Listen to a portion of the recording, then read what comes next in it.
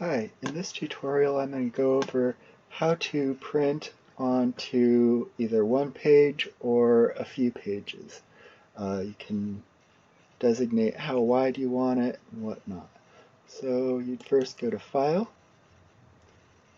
down to Print, and then if you scroll down and you go over here, we can see that it's cut off this year-to-date city sales column.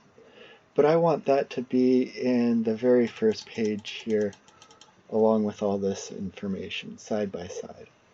So I'd go to the page setup here, and rather than adjust to 100%, I can change this percent, or I can just go over here, which I find easier, 1 page wide by 1 tall. So let's do that for a moment.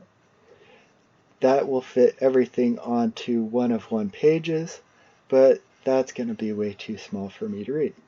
So I'll just go back here and I will either change this to 3 or I'll just delete it altogether. I don't really care how many pages it prints out. It'll be a reasonable amount. Then hit OK. And now we can see that we have the year-to-date city sales on here, and it's only 3 pages long.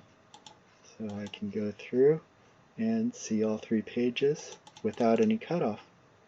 And that's how you scale down your print area. And thank you for watching.